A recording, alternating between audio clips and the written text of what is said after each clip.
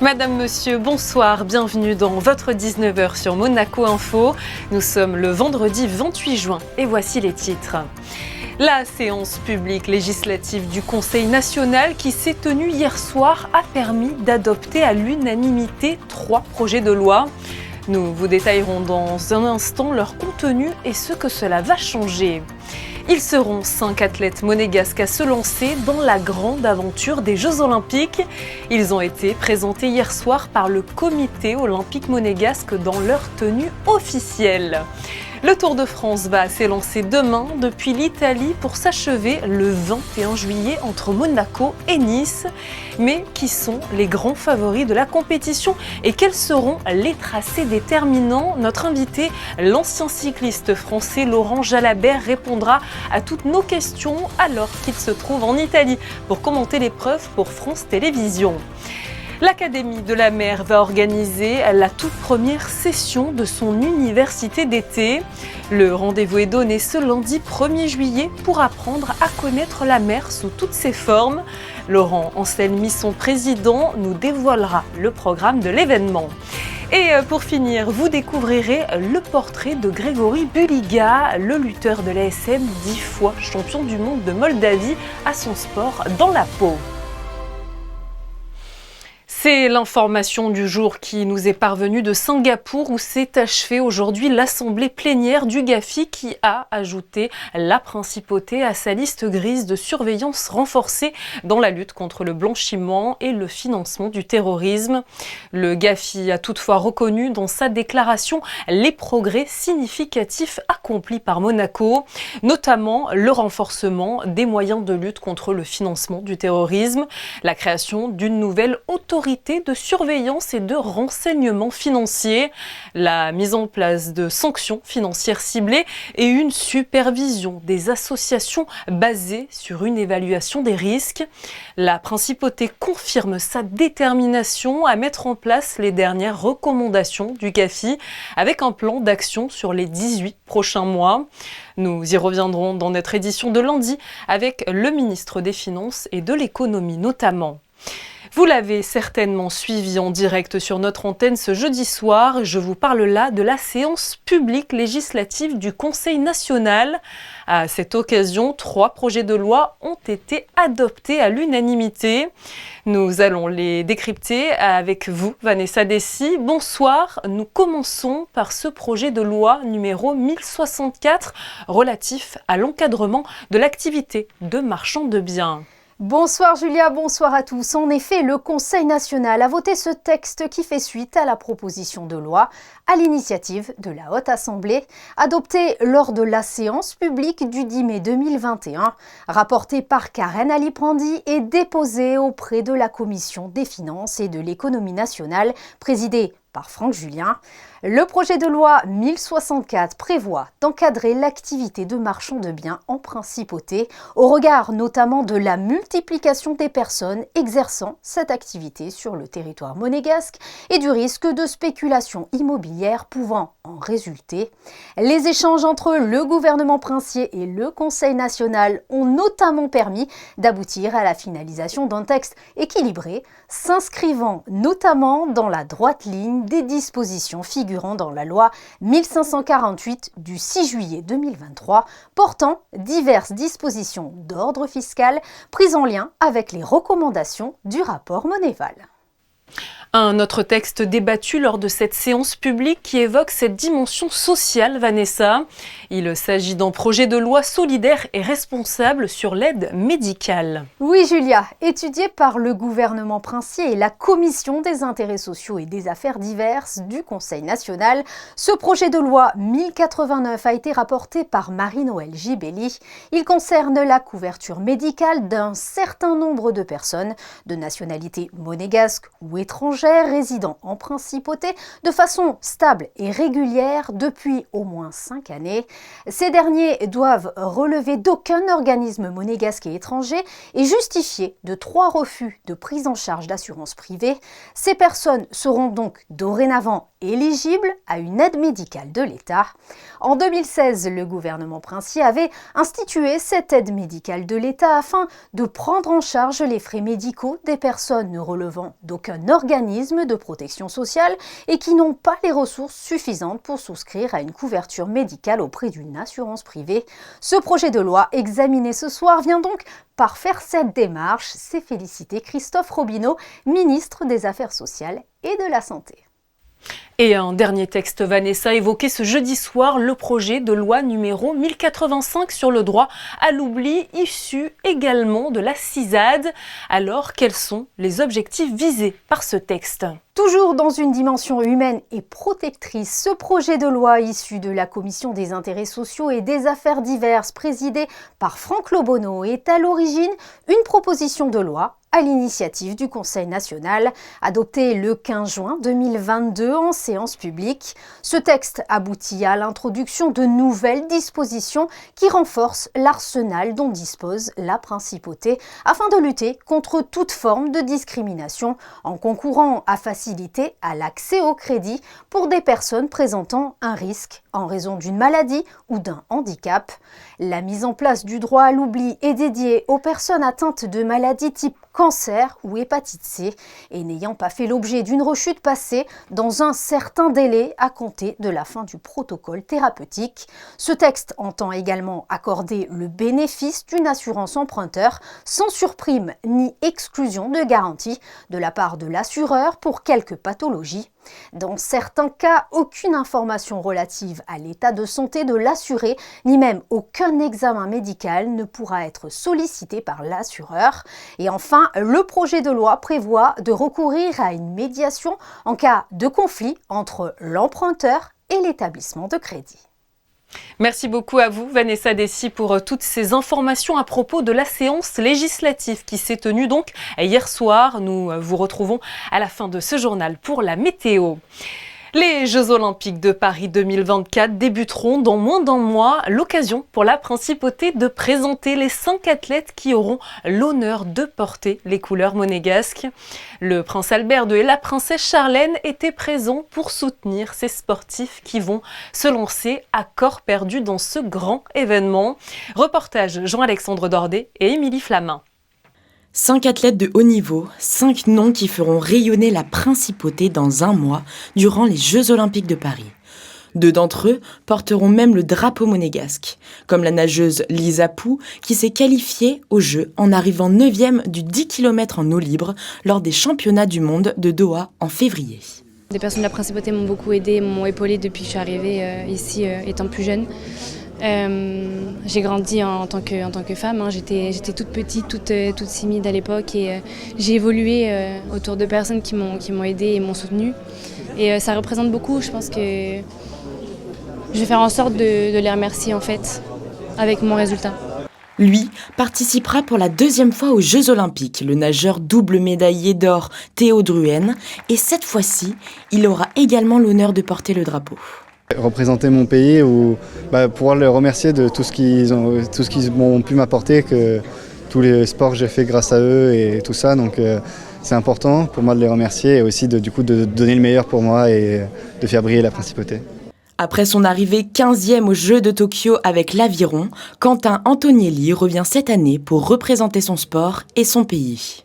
C'est toujours assez spécial de représenter Monaco parce qu'on est toujours pointé un peu comme le pays exotique parce qu'on est vraiment pas très nombreux, surtout en aviron. Mais c'est vraiment bien de prouver qu'on peut venir d'un petit pays et faire du sport à haut niveau et battre des grosses nations. Elle aussi participe pour la 2e fois consécutive aux Jeux Olympiques, la pongiste Xiao Xinjiang, qui était arrivée 17e à Tokyo l'an dernier. Elle arrive cette année avec moins d'appréhension. La 2e fois, je me sens plus zen, mais quand même beaucoup des émotions encore. Parce que Jeux Olympiques, c'est le rêve de tout le monde. Donc déjà réussir 2e fois, donc je pense que tous les athlètes qui sont là, donc on a pas mal travaillé pendant toutes ces années-là. Donc on a réussi, on est très contents. Pour clôturer cette liste d'athlètes monégasques, la sprinteuse Marie-Charlotte Gasteau, détentrice des records nationaux du 200 mètres et 400 mètres haies. Ce sera cette année ses premiers Jeux Olympiques. Je suis en train un peu de réaliser. Je ne réalisais pas non plus au début. Donc tellement contente, vraiment tellement contente, j'ai super hâte. et ça va être une très belle expérience. Les sélections sont faites, rendez-vous donc à partir du 26 juillet prochain. Cet événement a dû lui s'adapter face aux Jeux Olympiques de Paris. Le Tour de France ne se clôturera pas avec la fameuse arrivée sur les Champs-Élysées, mais avec une dernière étape inédite entre Monaco et Nice. Et la plus célèbre des compétitions cyclistes du monde va débuter demain. Pour nous en parler ce soir, nous recevons un ancien numéro 1 mondial qui a marqué l'histoire de la Grande Boucle. Bonsoir à vous, Laurent Jalabert. Bonsoir.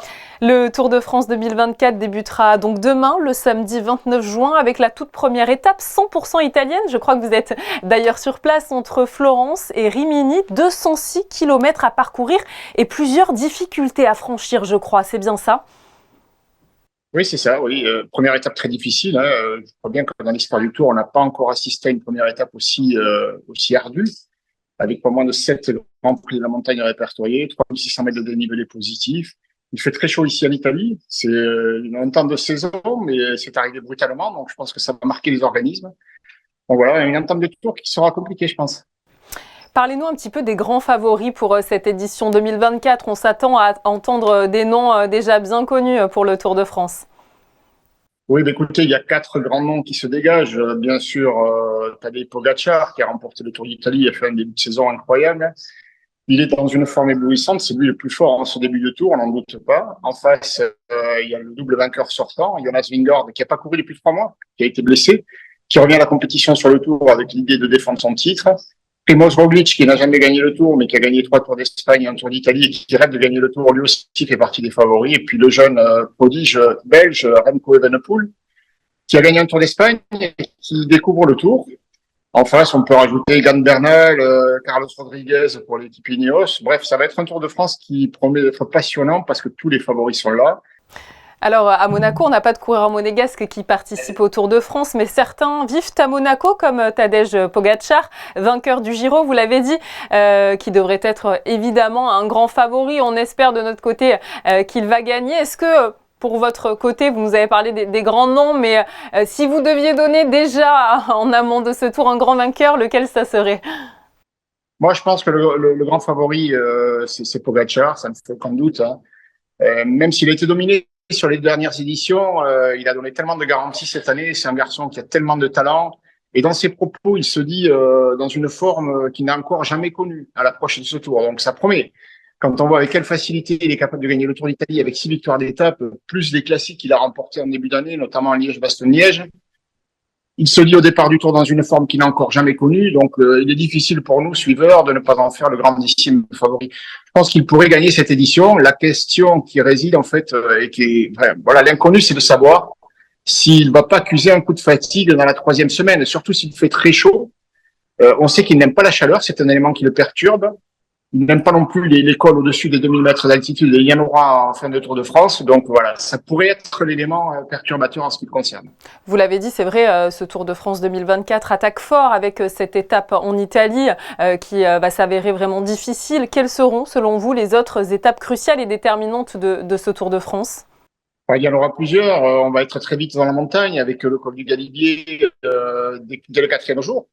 Il y aura de belles étapes dans le Massif central avec une arrivée au Lioran et puis les Pyrénées avec l'arrivée à Saint-Lary et le plateau de Beille. Oui, ce seront 2 arrivées en altitude qui compteront pour le classement général. Il y a les contre-la-montre individuels cette année qui sont au nombre de 2 entre Gevrey-Chambertin et Nuit Saint-Georges.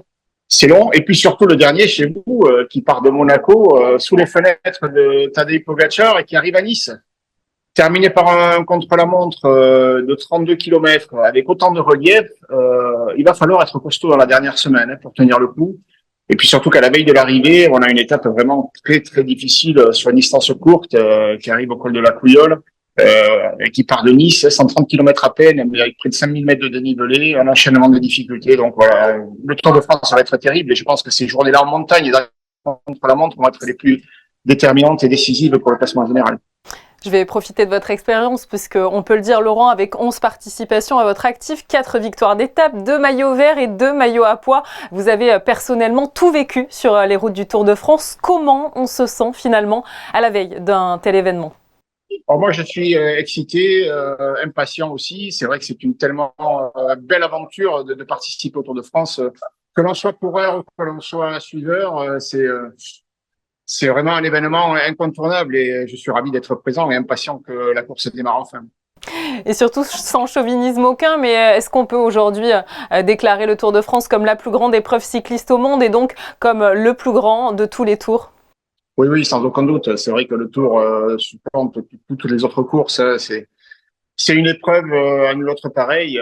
Il y a certes 3 grands tours au calendrier international, l'Espagne, l'Italie et le Tour de France, mais le Tour de France, c'est vrai qu'il y a un engouement populaire et surtout médiatique que l'on ne retrouve pas dans les autres grandes épreuves.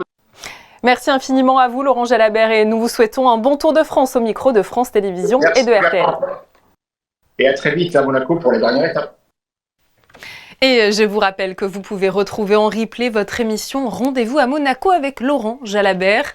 L'ancien cycliste est monté dans la voiture de Christophe Pacaud pour tout vous dévoiler sur sa carrière et notamment sur le Tour de France.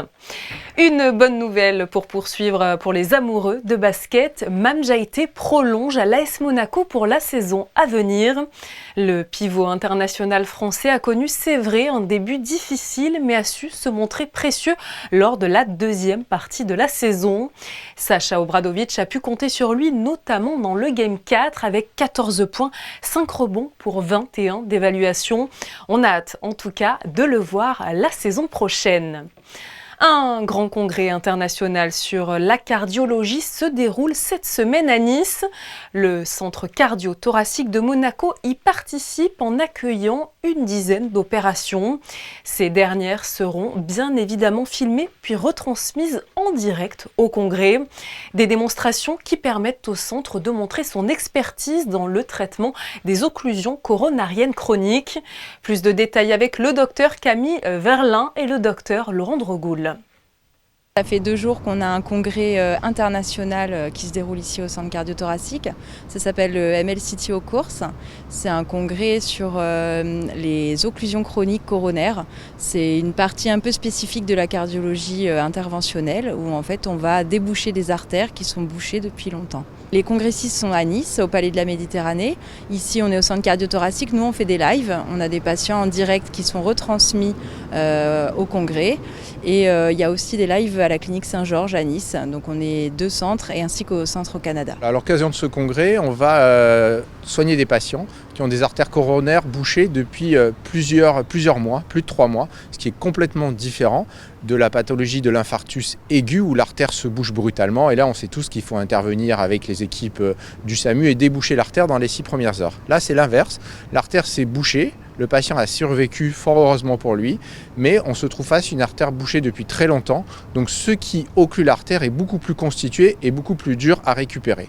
Jusqu'il y a quelques années, nous n'avions pas les techniques pour les récupérer. Et depuis une dizaine d'années, maintenant, nous avons le matériel et les techniques qui permettent de déboucher des artères coronaires bouchées depuis plusieurs mois, voire plusieurs années. Ça nécessite un matériel dédié et un savoir-faire très important et une haute expérience pour pouvoir soigner ce type de patient. On travaille souvent à 2 médecins puisque c'est des techniques assez compliquées. Les interventions peuvent tout à fait se faire sous anesthésie locale avec une petite sédation faite par l'anesthésiste parce que ça peut être un petit peu long.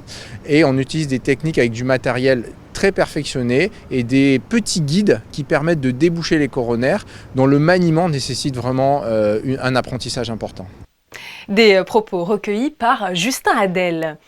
Nous vous parlons à présent d'une grande première à Monaco. L'Académie de la mer organise une session d'été du 1er au 13 juillet. 40 auditeurs venus du monde entier ont été sélectionnés pour participer à cette université estivale. Ils pourront découvrir un programme complet autour de la mer dispensé exclusivement en français. Pour nous dévoiler le détail de ce nouvel événement en principauté, nous recevons sur notre plateau Laurent Anselmi, le président de l'Académie de la mer. Bonsoir Laurent Anselmi. Bonsoir. Alors pour la toute première fois, l'Académie de la mer va organiser en juillet une session d'études. Alors première question, alors qu'elle débutera ce lundi, pouvez-vous nous expliquer quelles seront les grandes thématiques qui vont être abordées ? Donc nous partirons sur 3 grandes thématiques. Une thématique environnementale qu'on appelle bilan de santé des mers et océans. Une thématique géopolitique qui traitera des relations internationales et des rapports de puissance autour des mers et océans. Enfin, une thématique juridique qui tendra à évoquer un panorama des grands enjeux contemporains du droit de la mer. Voilà. Vous avez vraiment voulu que la mer, sous toutes ses formes, soit abordée, de l'environnement à la sécurité, en passant par l'économie. En quoi c'était important de la prendre finalement dans sa globalité ?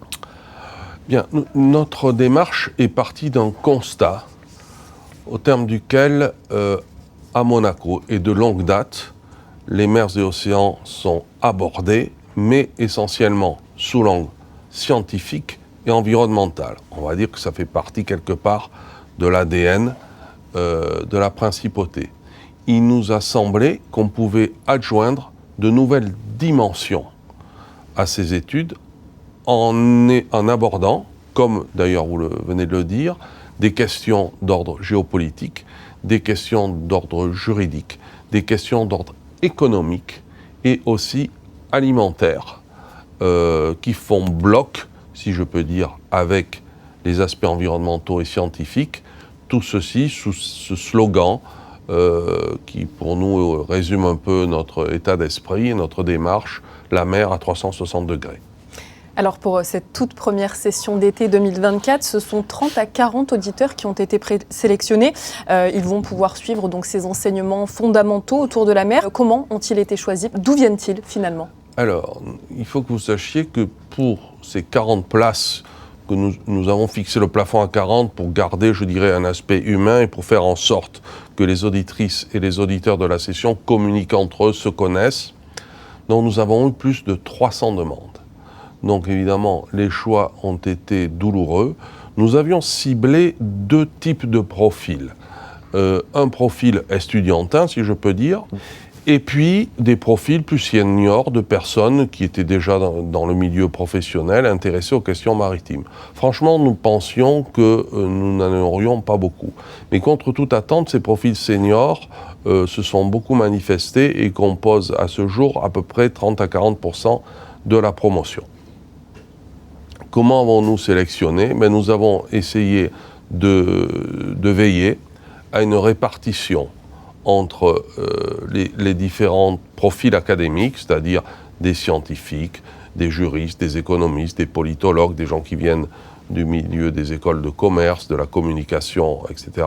Et puis aussi une répartition géographique, puisque nous avons des auditrices et des auditeurs en provenance du monde entier. C'est-à-dire ça va du Sri Lanka au Canada, en passant par le Brésil, en passant par évidemment la France, l'Italie, beaucoup de gens d'Afrique du Nord, beaucoup de gens aussi de la zone des Balkans. Donc c'est extrêmement cosmopolite. Nous avons essayé de faire une répartition. Nous avons aussi équilibré entre les gens, les universitaires et les étudiants par rapport aux seniors.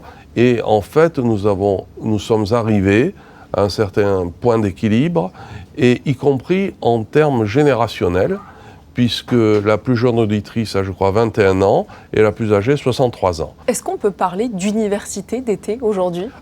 Bien entendu, puisqu'on est dans le sens littéral de l'université, c'est-à-dire la globalité des savoirs et des connaissances. Alors, cette première session d'été 2024 portera le nom de Promotion Prince Régnier III, un hommage évidemment à l'action du Prince Régnier pour la protection des mers et des océans. Expliquez-nous. Alors, tout d'abord, nous avons été créés l'année dernière, et l'année dernière, c'était l'année de commémoration du centenaire de la naissance Prince Régnier. Donc, la création de l'Académie de la mer s'inscrit, si vous voulez, dans cette commémoration. Donc il était logique que la première promotion porte son nom. En outre, tout ce qu'il a fait pour les mers et océans, y compris en termes de droit international, parce que son action était fondée sur la prééminence du droit.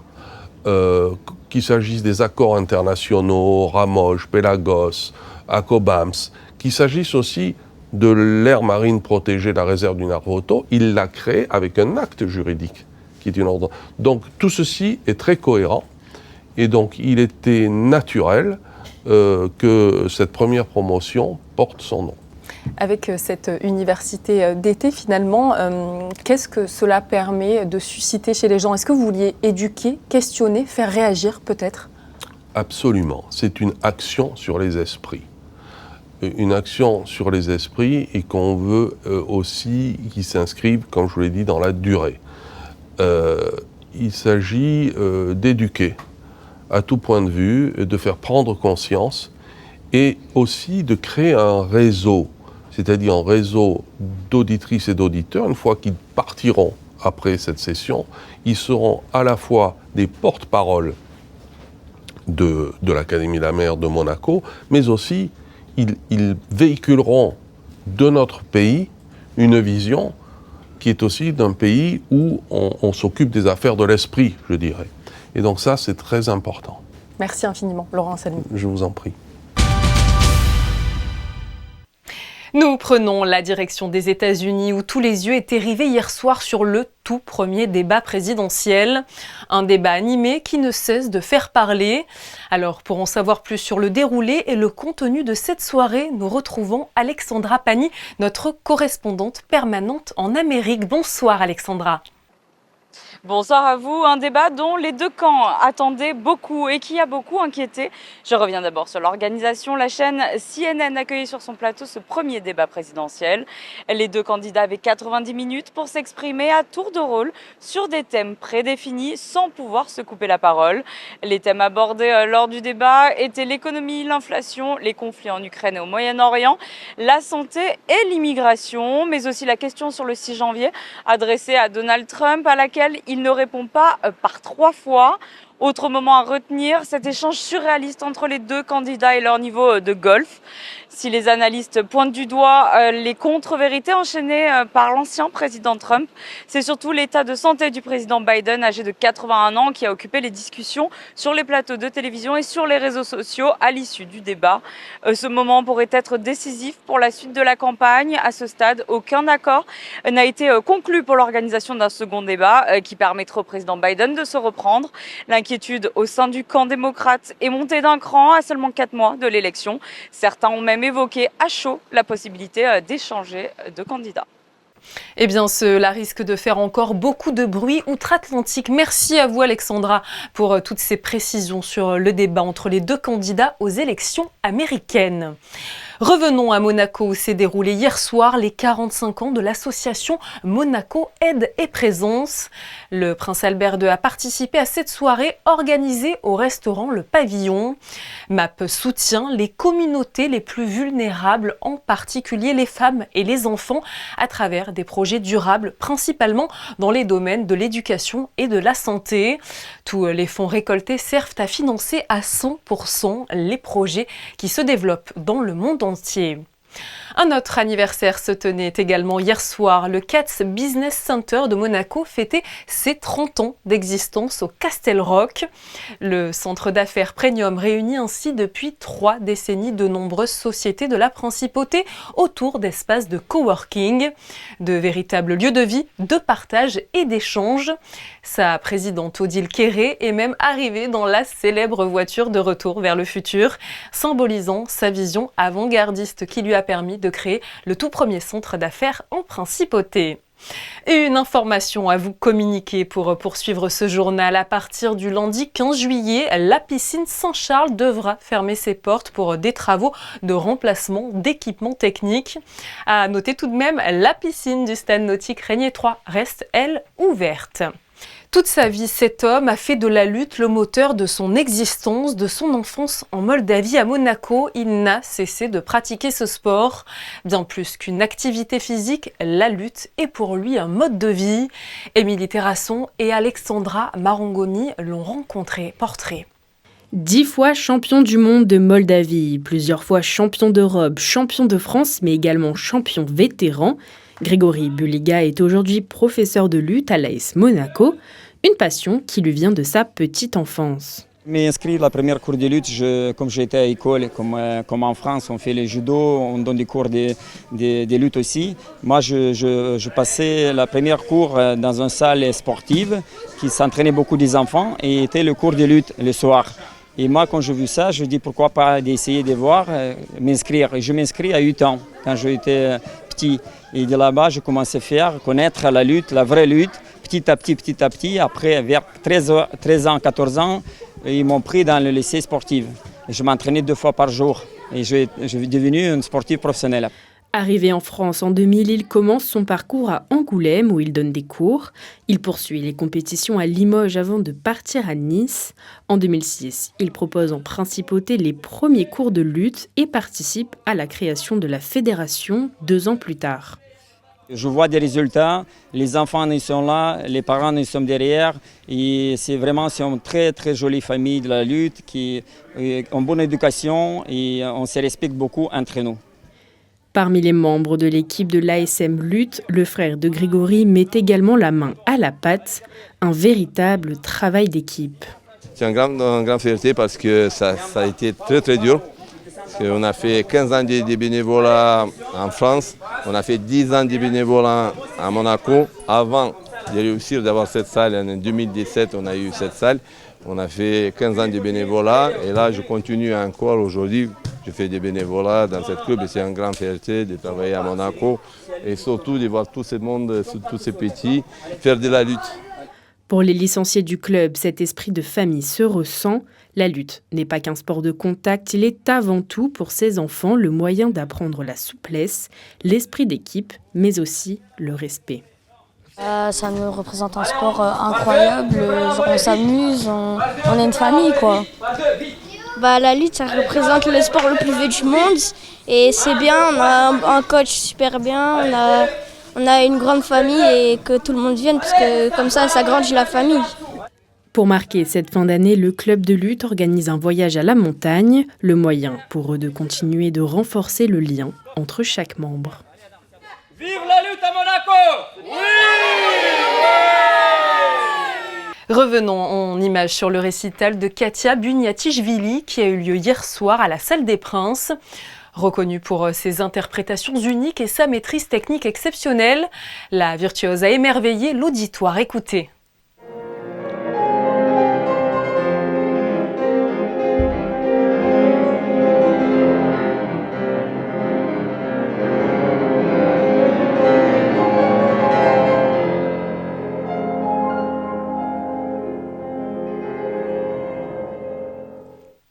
Pour ce récital au Grimaldi Forum, elle a interprété un programme qui réunit Bach, Beethoven ou encore Mozart.